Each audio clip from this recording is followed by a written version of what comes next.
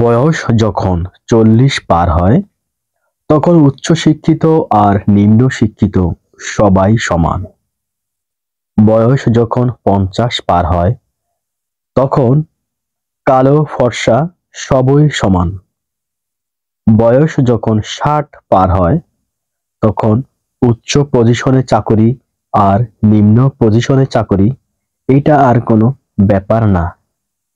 বয়স যখন 70 তখন আপনার বড় ফ্ল্যাট, বড় বাসা কোনো গর্বের বিষয় নয়, বরং বাসা বড় হলেই সেটা মেইনটেইন করা কঠিন।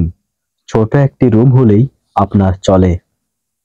বয়স যখন 80 তখন আপনার টাকা থাকলে যা, না থাকলেও তা। আপনার টাকা খরচের ইচ্ছা থাকলেও সে টাকা খরচ করার মতো জায়গা আপনি খুঁজে পাবেন না। বয়স যখন 90 আপনার ঘুমানো আর জেগে থাকা একই। আপনি জেগে ওঠার পর কি করবেন আপনি তা নিজেও জানেন না। বয়স যখন 100 তখন আপনার বেঁচে থাকা আর বেঁচে না থাকা এতে কারো কিছুই যায় আসে না, কারণ পৃথিবীবাসী আপনাকে নিয়ে আর তেমন ভাবে না। ব্যাস, জীবনের মানে এইটুকুই, এর বেশি কিছু না। এত চাপ নিয়ে, এত লোভ করে, মানুষের ক্ষতি করে লাভ কি বলুন?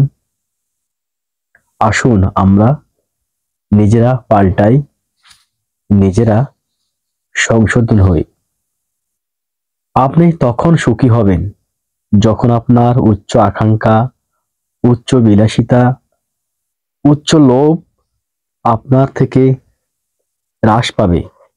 তখনই আপনি মানসিকভাবে শান্তি পাবেন, অনেক বেশি সুখী হবেন। আপনি তখনই অনেক বেশি দুঃখিত এবং অসুখী অনুভব করবেন যখন আপনার আকাঙ্ক্ষা অনেক বেশি হবে, চাহিদা অনেক বেশি হবে, তখন আপনি অসুখী হবেন। সুতরাং আমাদের প্রিয় নবী সাল্লাল্লাহু আলাইহি সাল্লাম একটা কথা বলেছেন যে আমরা তখনই সুখী হব যখন আমরা অল্পতেই সবচেয়ে বেশি সন্তুষ্টি প্রকাশ করব।